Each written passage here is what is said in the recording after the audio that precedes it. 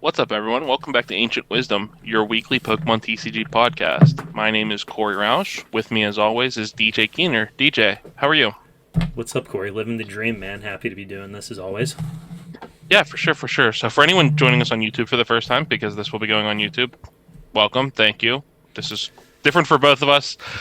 Well, not for both of us, because you've done YouTube content before. I never have, always wanted to, so this is kind of cool. So, kind of starting a new, Yeah, new, it's new fine. step. You just get comments, and you have to choose between your sanity and reading them. So Well, as someone who's been but ugly you and did bullied sports my writing whole for long life, enough, so you know what it's like. But I'm also a prime bullying target, as anyone who listens to oh, this probably actually, knows. super encouraged in the comments, especially if you don't know him. Bully him in the comments. That actually is the one thing that makes my day.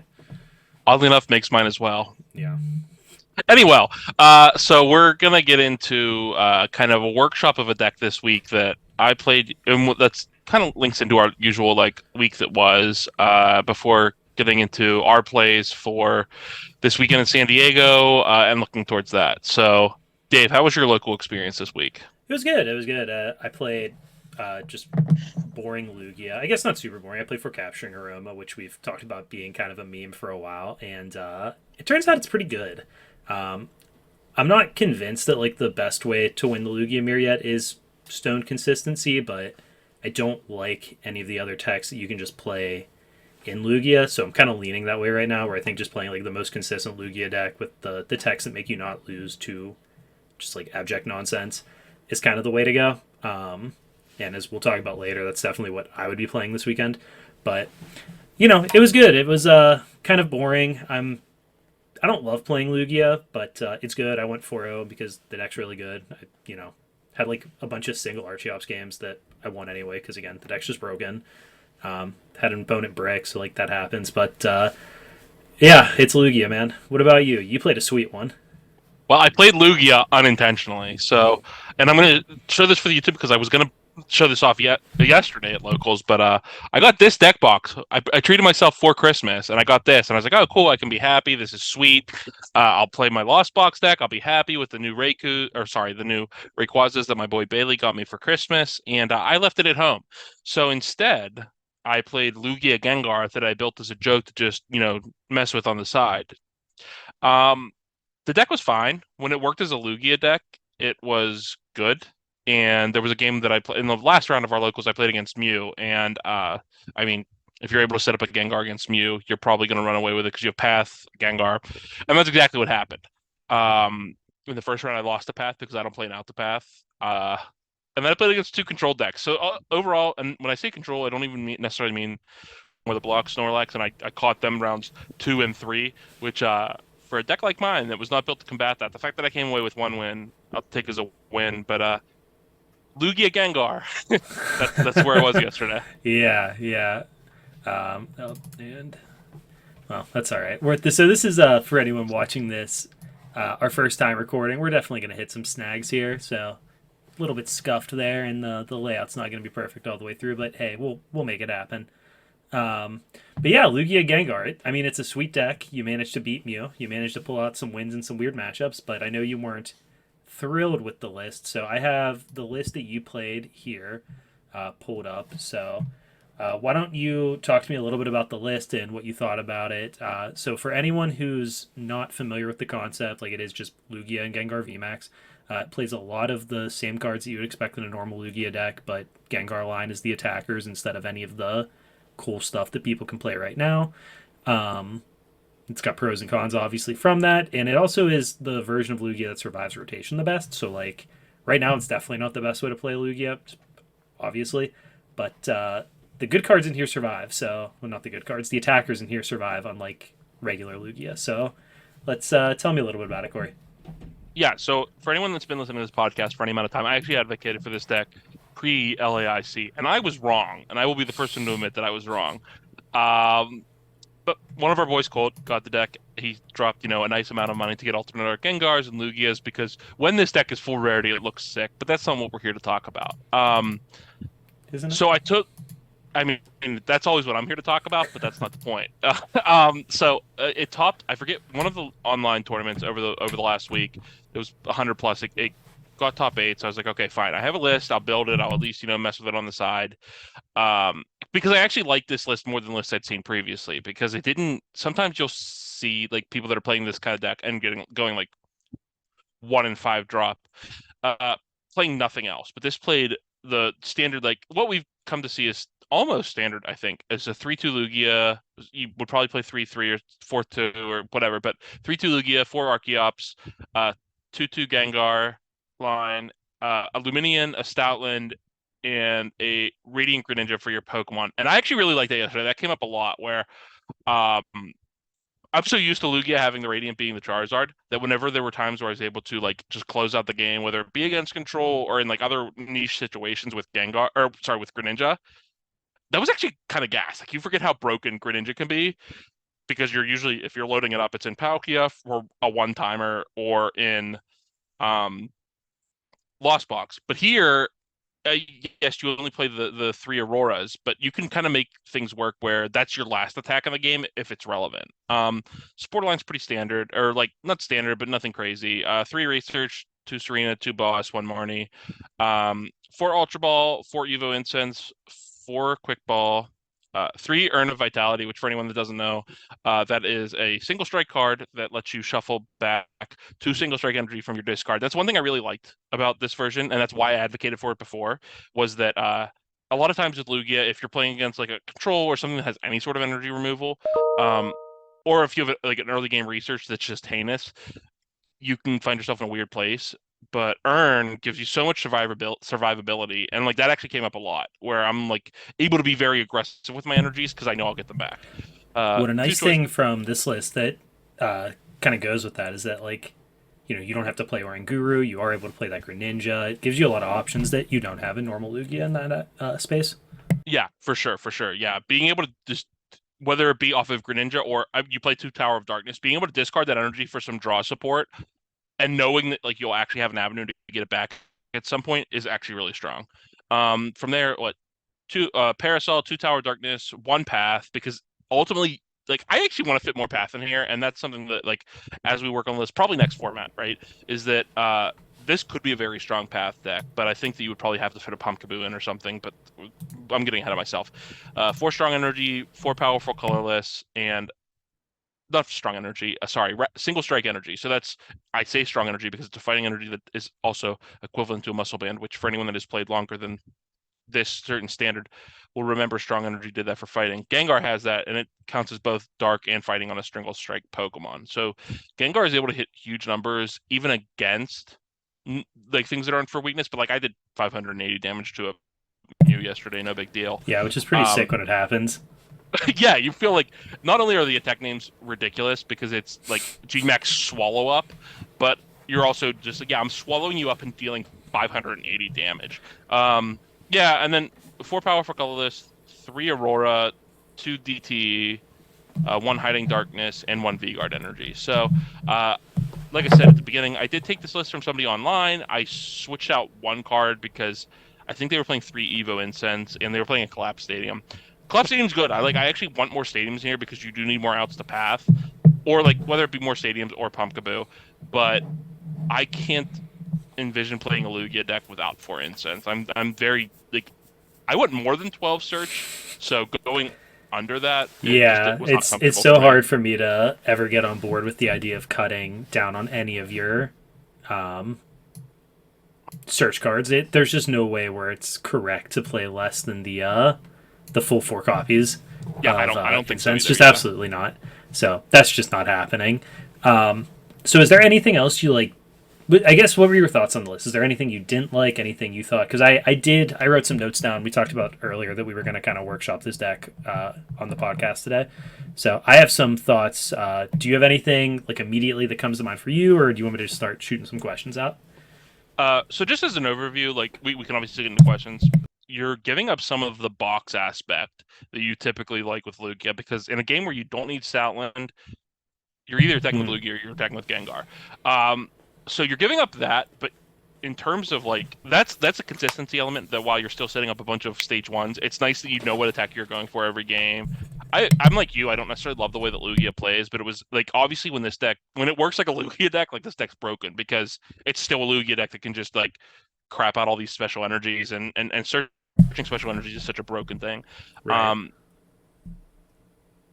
I think like I can see why I think this deck would be a top contender next format, and like like the same way that any Lugia deck has room for experimentation, this deck does as well, right? Because you have the Hiding Darkness, you have three Auroras, you have DT, you could fit like the Yveltal back in. You could fit Radiant Charizard in if you want to play that instead of Greninja. But I like Greninja because you need the draw support. But like there's room for work here, but like it's what I've liked. It's I remember when Lugia came out, and before like even though we realized it was probably gonna be tier zero, like even if you don't acknowledge that, it's what I liked about Lugia generally is that it could also just be an engine, and the fact that you can just be like, it's what we saw last season when Gengar won a regional because if you just build up an engine and this guy's just swinging for massive amounts of damage and he's got 300 plus hit points, fighting's not a prevalent weakness in this format. Right. Right. Like there's things going in this deck's favor, even though I don't think it's optimal right now. I do think there's something here, as much as I didn't necessarily love it. No, that makes perfect sense. And so I think the thing that stuck out to me the most, just looking at the list, I mean, you've got one Luminion, you've got uh, no Guru. You do have the Greninja to help a little bit. But, like you just have less setup than a normal Lugia list, Yeah. which I think is a little bit concerning. You don't get to play Capture Energies. You don't get to play. I guess that's everything really. I mean, there's no Crobat in here if you want to play that. I don't know, that's been largely given up, but you don't get to do any of that stuff. So that was something that like I thought the second Luminion seems really important to me. That card is just so good in Lugia, being able to tag out and get your attacks in. I think I would want to play a second copy. I know you already touched on the upside of the Radiant Greninja. I guess, do you feel like that is the best Radiant option here? Because you're not really, even with 3 Aurora Energy, like you're a little bit taxed at times just based on playing so many discard draw options. Do you feel like the Greninja is like a consistent attacker? Do you feel like you really, like even with the urns, can spare the energy discards? Or is it just kind of, you can play whatever Radiant you want? So I'm gonna tackle both parts of that question separately. Do I think it's a reasonable attacker in most games? No. Do I think that you can afford the energy discard given the urns? Yes. But like at that point, you start weighing the Radiant options, right? And it's hard to argue against the bomb that is Radiant Charizard. Like you're like in theory against the decks that you're going to want to bomb with Charizard, you're probably hitting with Gengar, right? Because you're at that point you're talking about like a Mew or in the Lugia mirror, which like Gengar hits for 60 times the number of V's in play, and you have the multiplier, like the additional damage with the strong. I keep calling it strong because I'm so used. I've been looking at Single old trigger format energy. decks. Yeah, I've just been looking at old format decks all day, so bear with me. Yeah, so it gets to high numbers anyway, but if like against a traditional Lugia deck, they could play around that. So you could.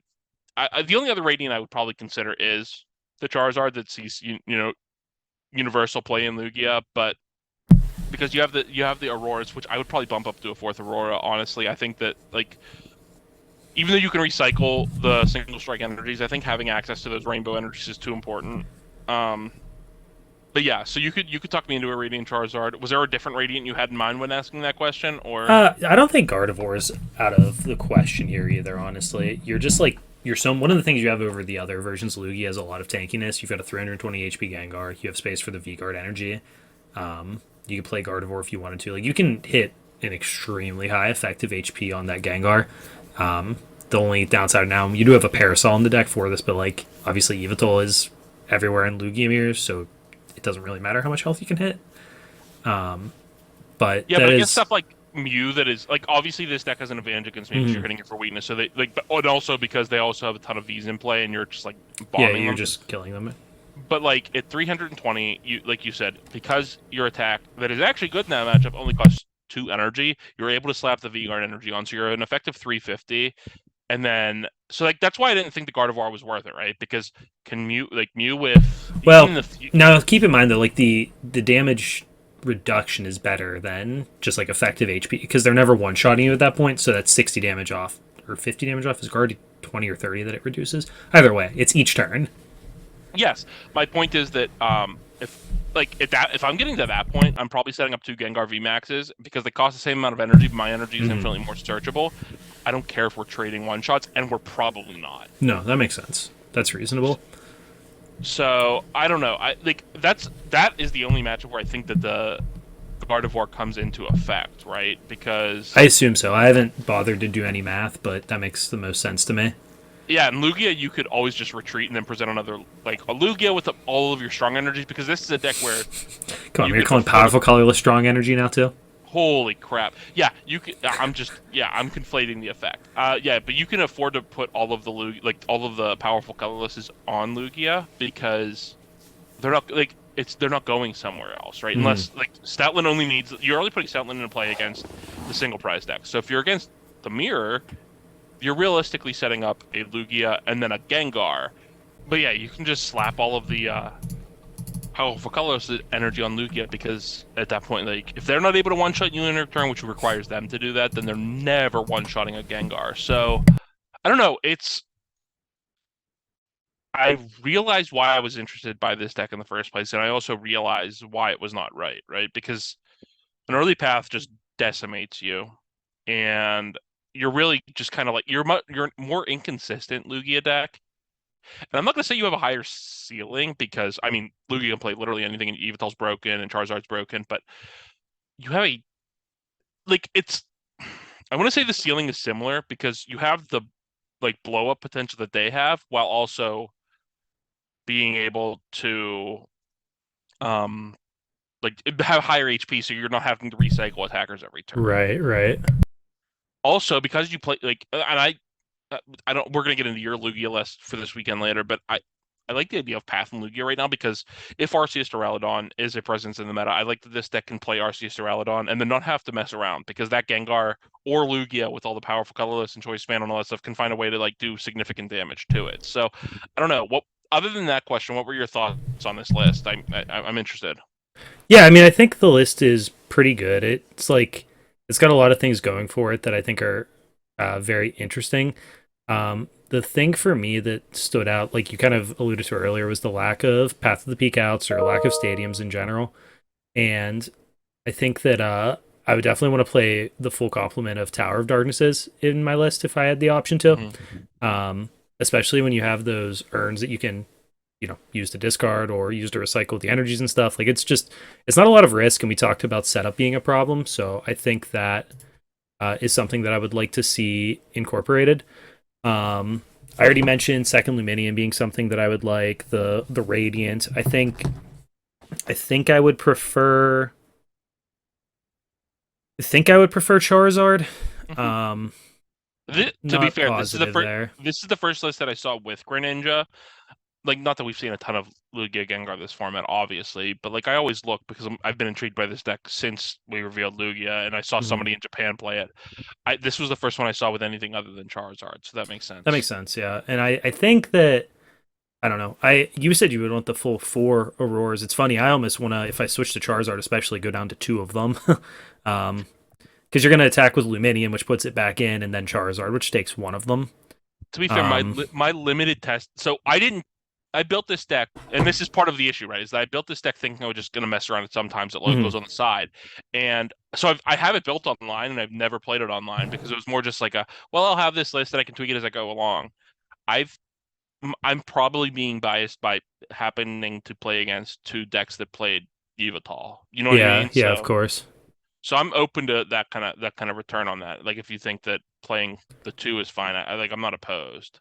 I mean, I guess that's just where I would be kind of, you know, So you say four Tower of Darkness. Does that mean you would you still play Path? Would you play five stadiums or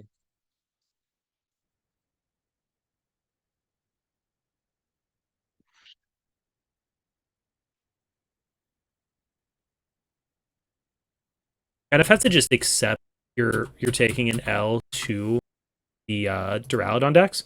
Mhm. I just don't think you can beat them with this deck like reliably. You just like you're playing a worse version of Lugia, so you just have to accept taking some L's somewhere. I think that's part of the what you sign up for whenever you play a less good version of a deck. You can't optimize for every matchup. So I think one of the things you have to do is just accept that you're not beating that one. And I don't think you need Path to the Peak to beat Mew when you're playing Gengar. So the thing that you're left wanting Path for is the mirror match. That's your going second in the mirror tech. And I think what I would want to rely on there is the fact that as long as you, especially if you hit your Parasol or if you're able to hunt down their Yveltal, they can never one shot your Gengar. Hmm. So, you can get a little bit cute with your prize trade. You can also prevent or present 8 prizes worth of attackers from 2 Gengars and a Lugia, while they're probably preventing or presenting like actual 6 just through 1 prizers. So it might take you more attacks to get your prizes still, but the numbers probably add up pretty well in your favor outside of that Yveltal. Um, the other thing that stood out to me was I don't know what you actually need Choice Belt for, because your Stringle Strike energies are making Gengar attack for enough that it's killing 280s. Lugia can kill 280 because you don't have anything else you want to put your powerful colorlesses on in those matchups. You're not really taxed in that way. The only card that would make you almost reconsider that is Charizard, funny enough. But I have been playing Lugia with no belts and playing Charizard still, and it has not been an issue. So I think I would lean towards not playing the belts. I don't think they hit important numbers here. I'm on board with that. Like I said, I only made the one change, and it was something that I was like, I'll test eventually, and I never got around to actually testing it. So I have not changed the list since yesterday. I figured we would talk through the list on here today, and yeah, I'm on board with that because you're right. The numbers don't actually all come up all that often when you need that. So I agree.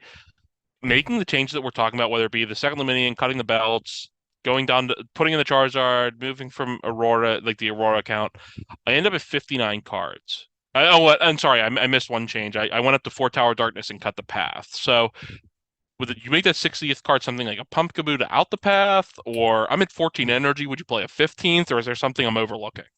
I wonder what because I have 60 right here. So I'll go through it with you Yeah, real just quick, why and don't you just also go through the list just for the people how many. following along, and we'll post the list in the comments when we tweet this out. Yeah, so my Pokemon, I have 17. I have 2 Luminion, 3 Lugia, Stoutland, Gengar, 4 Archeops, and a Charizard. Yep, My energy are 2 Aurora, 2 DTE, 4 Single Strike energy, 4 powerful colorless energy, 1 Hiding, and 1 V-Guard. yep. Okay, so the difference is in the trainers. So here we go. So Um, supporter me because I think that's where the difference is. I think there was one Marnie in that list, and I went to two.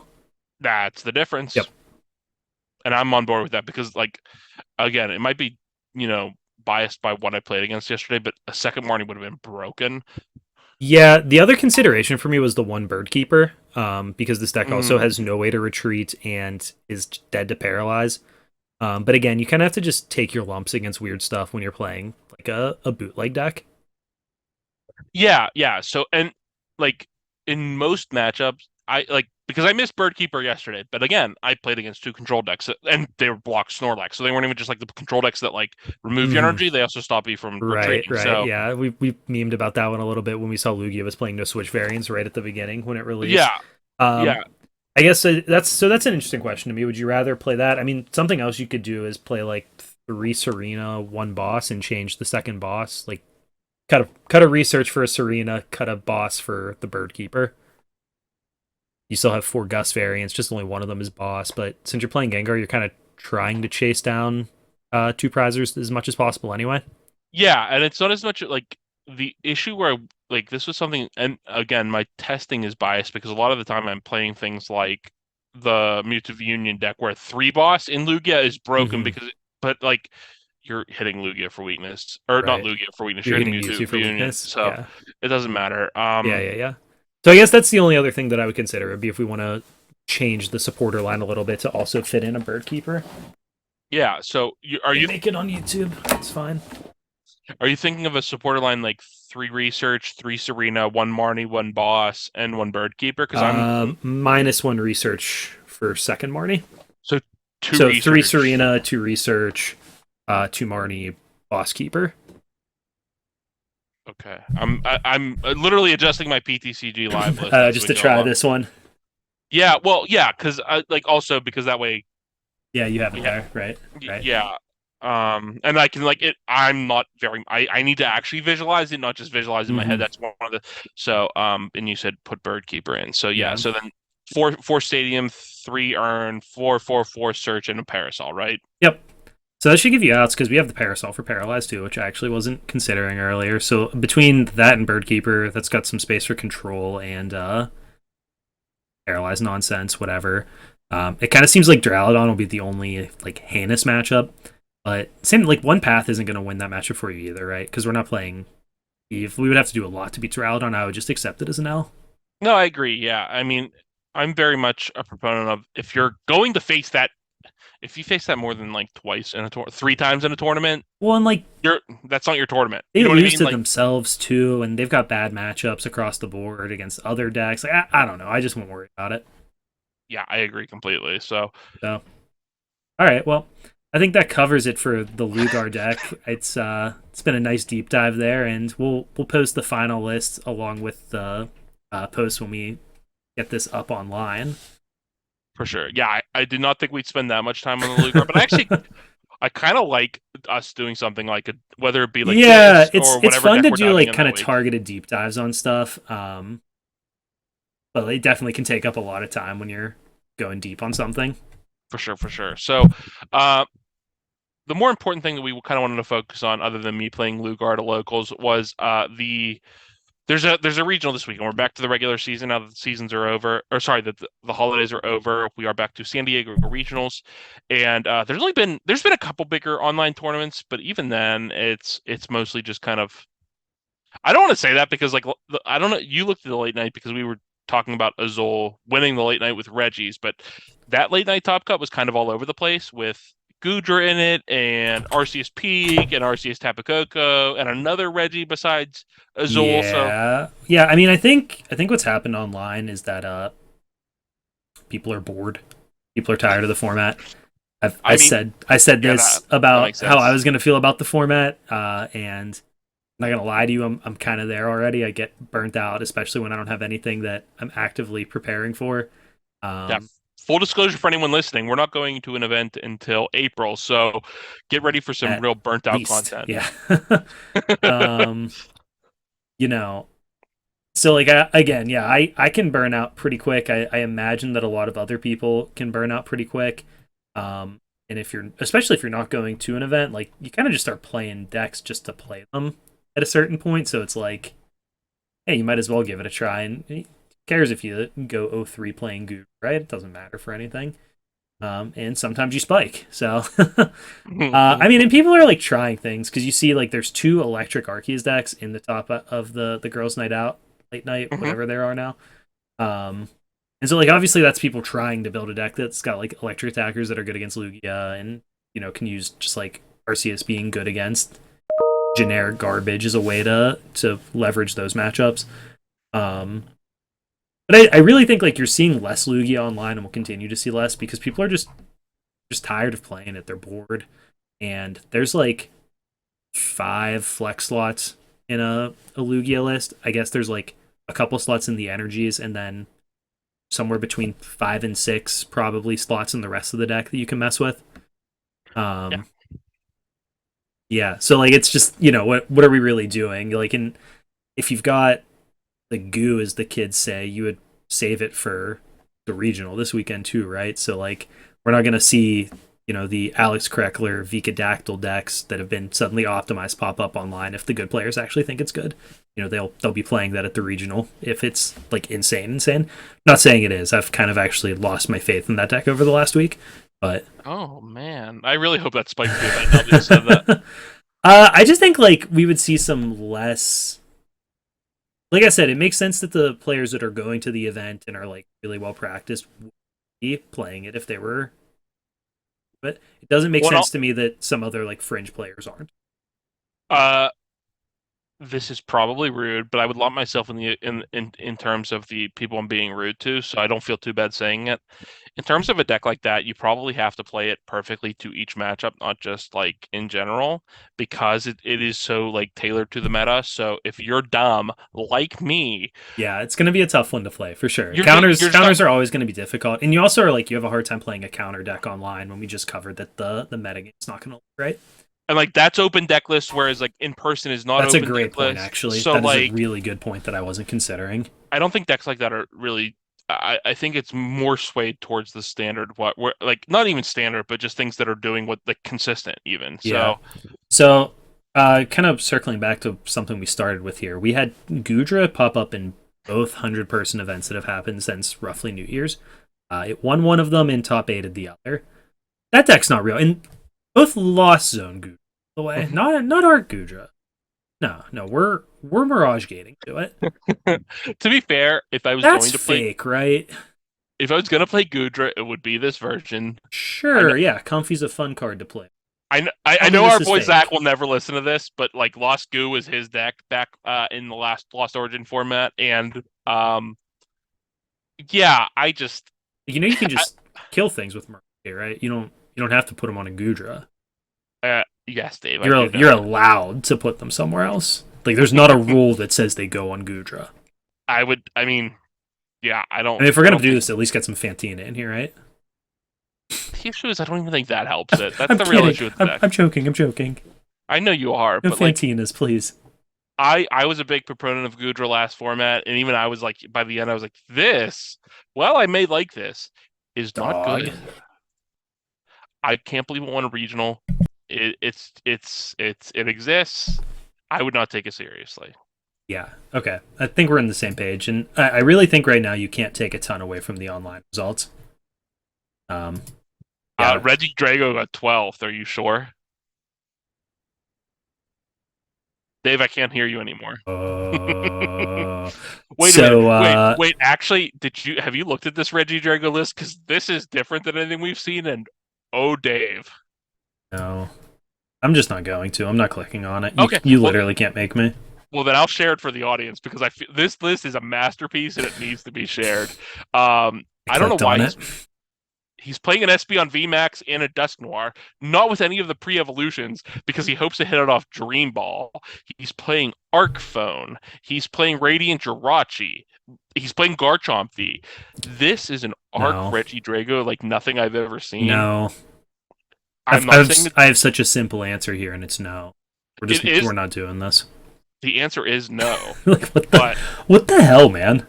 I mean, I usually don't really buy into the nonsense. I'm Colt. If he ever listens to this, would answer for that, saying that I ruin his happiness all the time with his Electrode V type decks.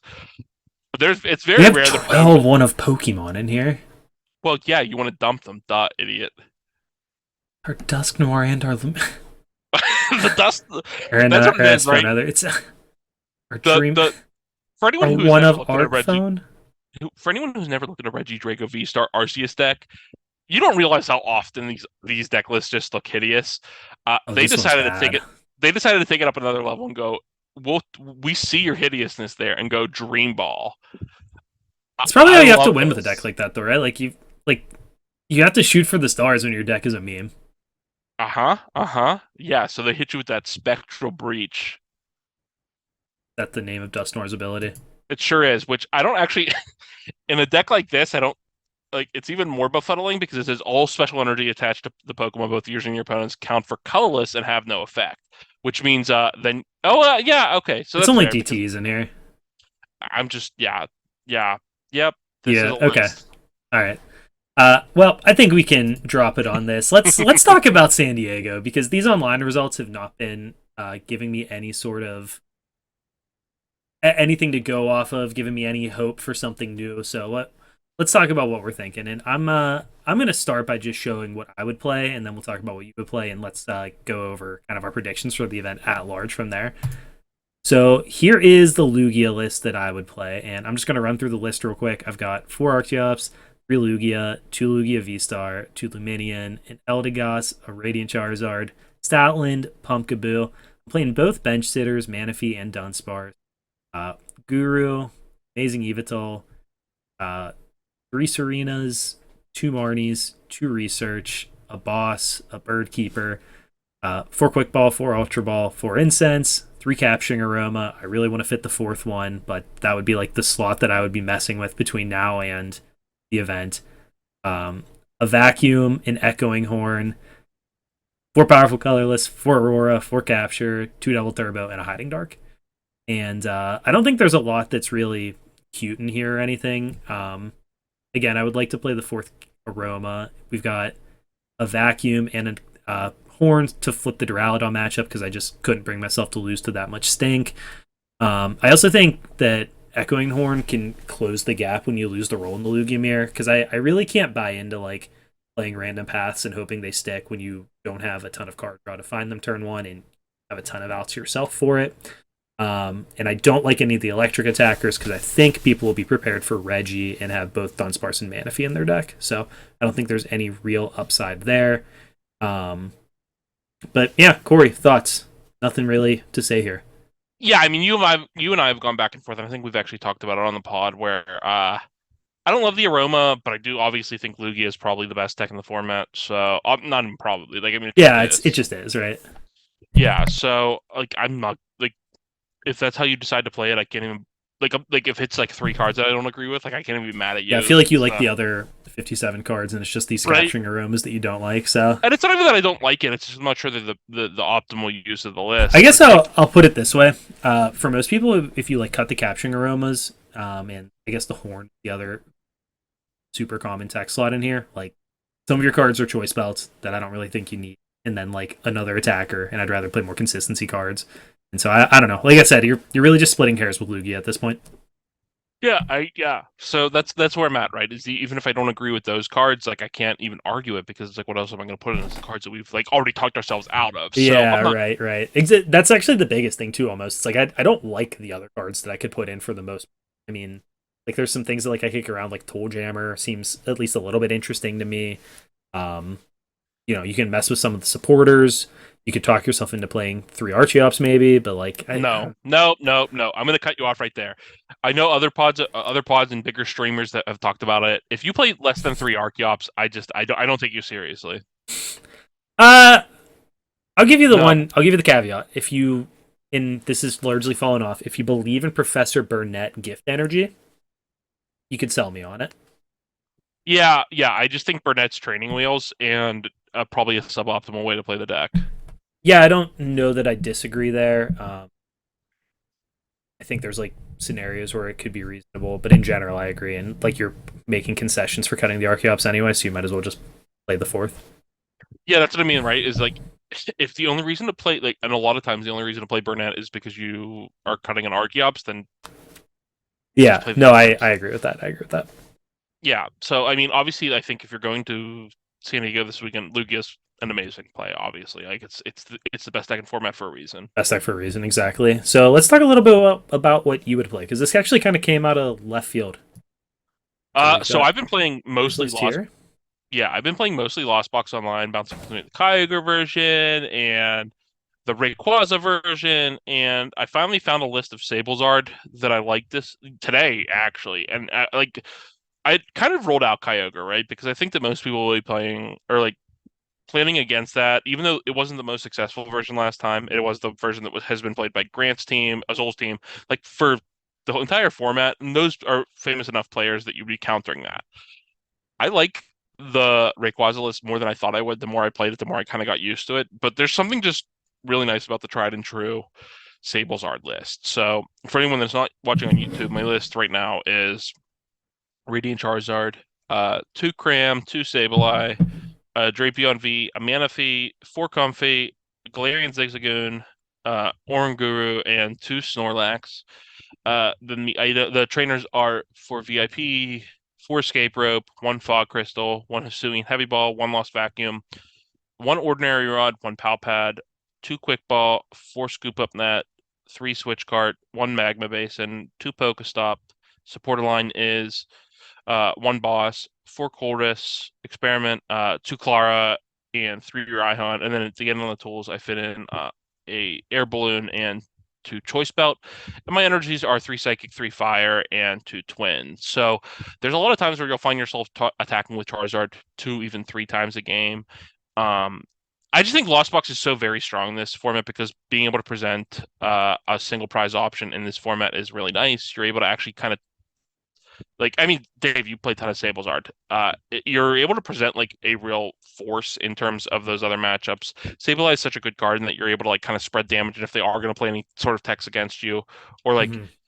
if they bench things early because they don't like if you just start like comfy, they don't know if you're playing Kyogre, so they have to play against bench snipe, or so like they may bench like if they're less experienced, they might bench the Manaphy Yeah, early. yeah, you can So just hit, and there's a lot of interesting scenarios that can come up there for sure. And I mean, obviously, Sableye's insane. Obviously, Cramorant's insane. There's a lot of upside to not being tied to Mirage Gate and the energies that mhm. requires you to play. There's a lot of upside to not being tied to, three, four, five different colors of energy sometimes. Um, and I think that this has been out of the versions that I've played my favorite version. I really like being able to consistently just attack with Sableye and then just recur Sableye, recur Charizard. Attacking for 250 multiple times is good enough when you're giving up one prize all the time, and you can set up those up with your Crams and Sableyes to easily be, you know, the actual knockouts on V Maxes, V Stars, whatever. Um, I don't think everyone loves this deck as much as we do, but I've been very high on it still. And I think that this version responds to the worst part of Lugia for you better than any other version. I mean, yes, you can Mirage Gate the Snorlax as well, but like just having Twins and Raihan to easily set up Snorlax, so Snorlax Choice Belt to deal with a Stoutland, which is the biggest way Lugia can beat you. Um, that's just really good, and you're able to do that pretty consistently. I would argue, and maybe I'm going to get your opinion on this. If you're able, like, if you're a Lost Box version that is able to effectively answer Stoutland, I think that takes that matchup from unfavorable to favorable, right? Because that's the only thing in the matchup I'm truly scared of. Whether, I mean, unless they play like the Raikou, and I'm not able to like establish the Manaphy. Like, if Stoutland ends up being something that, like, if you're able to answer before it even Mm-hmm. takes a KO, you're in a Yeah, I mean, so you're very never comfortable answering it before position. it takes a KO, I think, right? I don't think that's really an option that's going to be on the table for the most part. I think most people are not putting their Stoutland into play against you and putting it at risk of you killing it ahead of time. And also, like, you're probably not, especially with like the way the trainers are set up in this deck, where the way you're setting up your Snorlax usually involves a Raihan. You're Mhm. probably not going Fair to get enough. it set up that way. But what you can do is always, turn their two prizes off Stoutland into two prizes from your Snorlax KOing the Stoutland. And the Snorlax is a thick enough boy to sit in your active that they have to present something that you can probably take two prizes off of as well if they want to one shot it. Um, so I think there's a lot of power there for sure. Yeah, so more what I was talking about, and like you're generally right. I understand what you're saying. So I'm saying if you like have Cram in the active, and you're able to put the slight pressure on there, and then you have the Snorlax on the bench and you attach to it, right? So even if they don't like knock something out, if you have Cram and Snorlax there, they're required to boss something out there, and if they're wasting a boss there just to take either two prizes or to KO the Snorlax to take one prize, you're in a comfortable position anyway.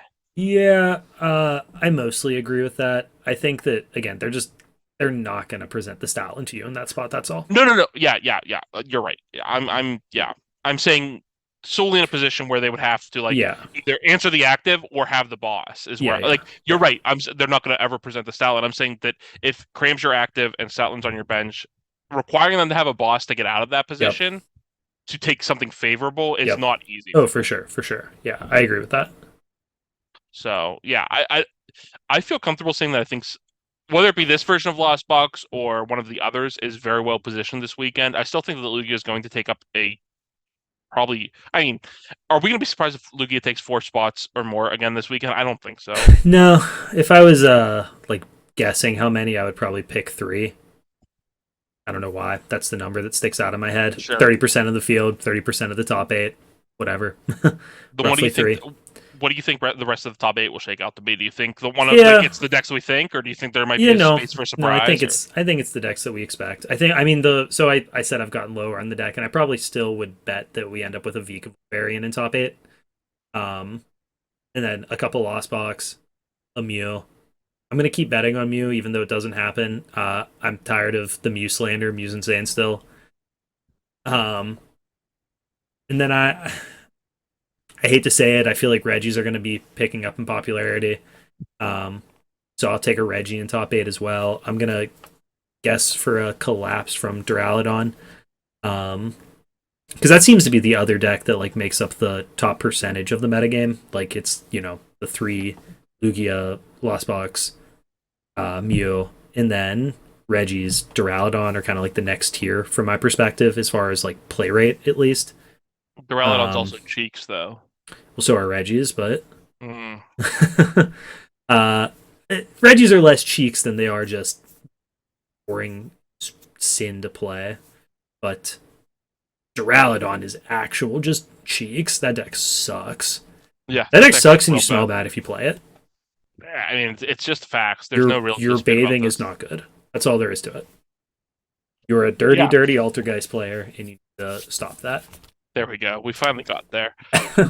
My prediction would be three Lugia, three Lost Box variants of some amalgamation, one Vikavolt, and then one deck that's going to surprise us. I'm less of a believer in Mew than you are. I think that like it's I think we're it's not even that I think Lugia or sorry Mew is not good. I think we're going to see something similar to what we saw in Arlington, where literally none of the like top players are Yeah, no bringing good Mew. players play Mew. So and like obviously non-top players can top an event, but I think that those non-top players are more likely to play something like a Lost Box or a Lugia. So that's kind of where I'm at. So um, I'm still holding out hope that we get one surprise. I don't know what that would be. I'm not even like I'm fine with this deck. Like if this event was eight Lugia, I wouldn't be mad at it. I'm fine with the tier zero format, but Yeah, same.